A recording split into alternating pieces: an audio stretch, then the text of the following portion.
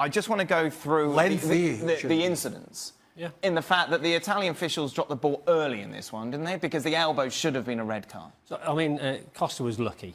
I mean, he saw a red miss, and why he saw a red miss is, you know, up to subjective debate. But he saw a red miss. The referee, I think, should have issued him a red card for the elbow, for sure. Should have issued him a red card for the headbutt, again, for sure. And he's standing within, what, 2 or 3 feet of it? So he saw the incident, but chose not to. He saw it because he gave him a yellow card for that. Right, absolutely right. So I think he was being most lenient there. It clearly didn't have the effect on Costa it should have done in terms of tempering them. And it leads on to his third and final But it doesn't matter, does it? I mean, you can reprimand the referee but not refereeing the situation properly at the time, but it doesn't really matter because VAR was there and VAR was implemented. Yeah. I have to say, watching the game, and at that point, I thought we were witnessing some Juventus love-in. I really did, and I thought, well, I know the VAR's there, and this is taking a hell of a long time, and we didn't see a replay for quite a while, and I thought, well, are we going to smooth over this or not? But fair play, they went back, they took the time, and they looked at it, so they got it right. The official missed it, and he will have to maybe answer to the authorities on why he gave a yellow card when it was clearly a red. But the bottom line is the system worked and it got to the right result. So when it comes to punishment now, Pete, is the elbow and the headbutt and the spitting all considered?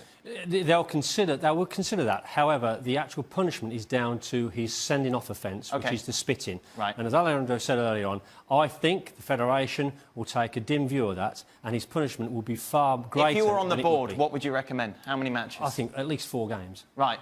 At least 4 games. You get 2 games for violent conduct, 3 games for violent conduct, depending on the severity of it. And that, for me, breaches that. And he should be made an example of. And what Craig said there about the Federation and the League want to project a positive image, people don't want to see that. People want to see the game played at a hard and contested atmosphere. But spitting is not part of the game. 4 games? Where do you stand? Yeah, 4, 6. I mean, Shaka said you 6 yesterday. Precedent's a hard thing because everyone views it differently. But you got to come down hard on these scenarios. You know, particularly the spitting incident at the end. I think they have to take a view in all the incidents separately and then add on the spitting at the end. I really do. And, you know, I don't think Douglas Costa or Juventus should have any complaints. And I think I'd be surprised if it's not at least 6 games. To your point about what Serie A is trying to project, it's only in the last couple of seasons that we've begun to appreciate Serie A as we did back in the 90s. They're sort of making a comeback. Well, if indeed it's a comeback and you want to present yourself and you want to position yourself in the market, this sort of thing, again, you have got to make an example of it. It's not accepted. This is our product. This is not part of our product. We're going to separate ourselves from that. It really is one of those games as a football fan, you cannot wait for it to happen. No, and particularly if you watched, I mean, we know PSG are going to be attacking, but if you watched, for those that saw Liverpool at the weekend, 2-1 the scoreline against Spurs, but really and truly it should have been 4 or 5 and dead and buried. Going forward, they look great. They've actually defended quite well. Unlike, I disagree with some of the comments from the UK about the squad. I think the squad is deep and looks as good as it has for a long time. He can make changes. I mean, it's going to be a big test for them. I think this is a big test for them to see how far they can take Man City this year. What's your prediction for them? Is this going to be like a 4-3? Like, what sort of match are you expecting? Yeah. Yeah. 4-3? I think it's hard to tell. Just goals. Goals? Who's going to win the game? Oh, I think Liverpool are good enough to win it. I really do. I haven't watched them at the weekend. I really do. Ali? I think what we learned from Liverpool last year in Champions League is the energy with which they play in Anfield in one of these sort of magical nights of Champions League. If they're able to recreate that, then themselves are going to create problems for PSG. The only issue that I have with Liverpool tomorrow is that if they get too excited, because then you start pushing forward, and it's not just anybody coming your way on the counterattack. It's Mbappe, and it's Neymar, it's Edinson Cavani. It's a different level of talent that one you see on a week in, week out in the Premier League, okay? Because you're not going to tell me that Burnley offers you the same thing here. It's not Brighton. No, it isn't. It's PSG, a different level of team, and a team that if they get themselves right, PSG that is, they're talented enough to make it all the way in this competition. So if Liverpool attacks PSG, they don't do anything with the attacking opportunities, like they sort of mishandled some of those attacking opportunities against Spurs. You don't get anything on that end. Counter-attack goes this way, and now it's Mbappe getting on that bicycle. Good luck with that. How would you have coped officiating Mbappe in his pace? Oh, well, You have to anticipate it and make sure your assistant's helping you out as well. Because if you're stuck for pace there, who knows? But tomorrow, let's just hope the game is about the players and the players' skill factor, and the referee team don't make an appearance. Inarguably, the tie of the round in the Champions League as the group stage gets back underway. Liverpool taking on PSG at Anfield. Ali, where do we start with this one? Do you see a threat from PSG ruining a massive night on Merseyside, or do you see the Reds coming through? There is a threat.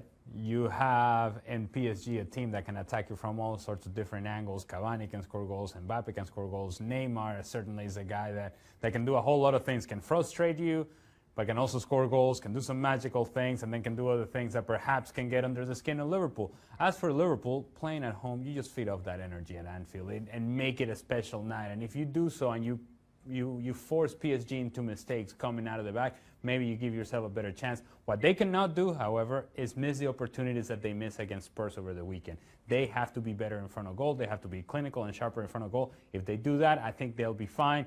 Anfield and the energy of Liverpool, I think, will be good enough. Napoli might have something to say about both of these sides qualifying from the group. And it's a little early to talk about their real chances going forward, but Liverpool have obviously built themselves a team that can challenge for the Premier League, you would think, this year. PSG seemingly walking it in Ligue 1 again under a new coach. Both of these sides will really want to be in that final come May. They will, and when you are Liverpool and you've had the taste of it, you've been there, you were so very close, you've gone through the whole to all the stages of this competition. Getting all the way back there is going to take some work and it's going to take some doing. As for PSG, they came up short. They came up short in an area in which you simply cannot do, and that is when you play a team like Real Madrid, as they did last year in this competition. They thought that they were better than Real Madrid, that they were just going to play themselves their way around Real Madrid, and it just didn't happen. It had to be a learning experience for PSG. If they did not learn from that, they will not go far in this competition. If they did, there's enough talent for this team to make it all the way to the finals. Let's talk about Tottenham, who are trying to learn from last year's Champions League experience. They take on Inter, and that's going to be a very interesting battle in Italy. Inter returning for the first time in 7 years. Are they in a bit of a muddle? Are Spurs in a bit of a muddle? How do you see this one playing out? I think Inter has to be very careful that they don't just come to the competition and say, well, we made it. This is as good as it's going to get, because to be quite honest, we're not good enough to advance.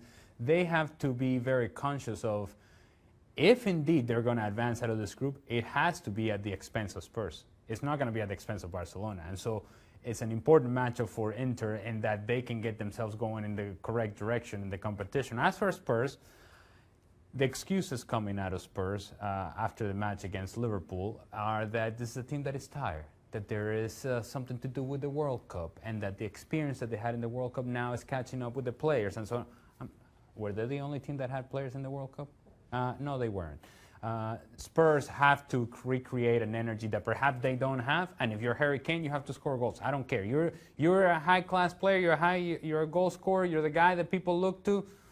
Tired is not an excuse. Being leggy is not an excuse. You have to come up with a performance. You have to come up with a result, and be very careful in not trying to play out of the back and having the mistakes that they had against Liverpool. If you do that, Inter will punish it. They're good enough to do so. Spurs, they have to get a result against Inter. So Barcelona, one of your picks to go through. If you had to pick between these two before the advent of group play, who do you go for? It's a difficult one. It's difficult to really figure out what version of these teams we're going to get, because I don't even think that Mauricio Pochettino knows what version of the team he's going to get for Spurs. Having said that, I'll go with Spurs, maybe. This fixture, of course, casting our eyes back 8 years to that magical night for Gareth Bale, even though they lost 4-3 in the Champions League. But Inter looking to make up for lost time in this competition as well. That's going to be a big one, as will the Liverpool-PSG game be. Keep it here at ESPN FC for all of your preview and live coverage. It's time to check out the best performances of the weekend. Across Europe, Ali Moreno joins me here to go through the top 10. Ali, we've got Eden Hazard at number 1, Nicolas Pepe at number 10, and all sorts of colour in between. Tell us. Have you ever actually explained to me who puts this together? It's the editorial team. It's a collaborative effort. Democratic process. I'm sure it is. I don't mind in Hazard 1. I don't mind Ronaldo at 2, even though he had a couple of goals he could have had at 5. By his standards, not the best finishing day. However, first couple of goals for Juventus, I'll take it. Ryan Fraser was excellent. And then it's when it starts getting a little complicated for me, because Unai Simon was good for Athletic Bilbao. But if you consider key saves in key moments, Ter Stegen was better. Ter Stegen kept Barcelona in the game. They were already losing 1-0, makes a couple of saves in breakaways, and keeps Barcelona in the match. Barcelona ends up coming back and wins the match away at Real Sociedad. I think that was a better performance than even Unai Simon's. I also have an issue. I know Irving Lozano is a good player. 2 goals against Ado Endag.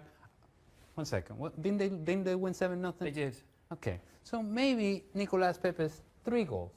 Maybe puts him in a higher position. In a 3-2 win. Yeah. So they needed all of his 3 goals. Maybe when we put these things together, maybe we take that into consideration. That's all I'm saying. Okay. I'm just putting a suggestion box. What's going on here? 2 West Ham players. Right. Get 1 win for the season. So, well, necessarily these 2 are the stars of the show. Is this bothering you because they beat your beloved Everton? Is this nothing to do with it? I'm pretty sure. Well, Marko Arnautovic came out after 60 minutes, so I don't know. You know, we've got some West Ham fans on the editorial team. It feels like somebody is taking liberties here. However, he has been good, and for West Ham to continue to get results, who knows how that's going to happen? Something's going to have to come from Arnautovic, so hopefully he's not injured. Yarmolenko is good to get him going as well, because the guy has some skill, has some ability. West Ham going forward, they're okay. It's defending, they can be all over the place, but they were good enough against Everton. Happy birthday to Pellegrini as well. Well done to West Ham getting their first win of the season. So that's the top 10 as we have it. Special shout out to Ryan Fraser, of course, at AFC Bournemouth as well. 2 goals and an assist. Do you have a relationship with him? Yeah, I just have a relationship with Bournemouth, so I'm very happy for them. Yeah, are you his agent? What are you trying to get him a new deal? What's going on? Well, apparently now, according to local journalist Neil Perrott, he's worth 40 million. Of what? 40 million pounds. What? Yeah, signed for just £400,000 from Aberdeen. My goodness, what a deal that was. I just want to see him on the top 10 power rankings every weekend. You're definitely his agent. Let us know who should have made it, who shouldn't be on there as well as the order as well. Let us know at ESPN FC. There's no shortage of Champions League action as the group stage gets back underway for this season's competition. Ali Moreno with me as we try and go head-to-head. We'll see how we do over the 8 games on Tuesday. Supposed to be head-to-head? Yeah. Oh, all right. Okay. Let us know how you think it's going to go. Barcelona against PSV. Okay. Do I have to explain this or no? No. Okay, well, guys, I'm not gonna waste my time with this then. I'm going there as well. All right. All right. Moving on. Even though PSV won 7-0 this weekend. Yeah, they're looking great. Fantastic. Mark van Bommel as well. Yeah, it's former Barcelona midfielder. The least Barcelona player that you could think of, but it's not going to work. Barcelona. Into Spurs. I would say Spurs because I think eventually they're going to go through, but Inter will start with a win. Inter will start with a loss. Oh. Monaco against Atletico Madrid. They're struggling in the league, Atletico Madrid. There's rumors, there's conversation. Is it time for perhaps Simeone to move on? Not quite time yet. He is going to continue to have this team do well in Champions League. This will be dull as dishwater, a draw. We've got Club Brugge against Borussia Dortmund. Dull as dishwater, huh? This is not dull as dishwater because Borussia Dortmund doesn't know how to defend. However, they do know how to attack. They'll be better than Club Brugge away from home. Entertaining, this one. Not dull as dishwater, but a draw. What? That? Yeah. There you go. Magic. Okay. Moving on. Galatasaray and Lokomotiv Moscow, champions of Turkey against the champions of Russia, but they're not doing very well. Okay. Thanks for the information. Galatasaray at home. What? No, I've got to pick Lokomotiv Moscow. What? Are you okay? Liverpool PSG. Liverpool at home. Draw. Liverpool at home. Win. Oh. Soft defensive belly. Right, moving on. Crvena Zvezda, Red Star Belgrade against Napoli in this group. Did you just wanted to say what you just said? Red Star Belgrade? Yeah, no, the other one. What's the other one? What you just said. Crvena Zvezda. I'm going to go with Napoli. Napoli win. I'm with you. I know how to say Crvena Zvezda. Great, fantastic. Schalke, You're so special. Schalke not started well at all down at the bottom of the Bundesliga against Porto. It feels like you're setting me up. That you tell me Schalke doesn't have a chance. They have no opportunity whatsoever to get a result at home. I think Schalke comes through, despite of what you just said. I think Porto win. Oh, you set me up, didn't you? So there you go. Psyched out. Let us know what you think. As Zvezda, always, for Tuesday's matchups, we'll be back with another one for Wednesday. After their best ever start in the Premier League and with the Champions League approaching, we're here in Liverpool to ask the fans what they prefer, the Champions League or the Premier League.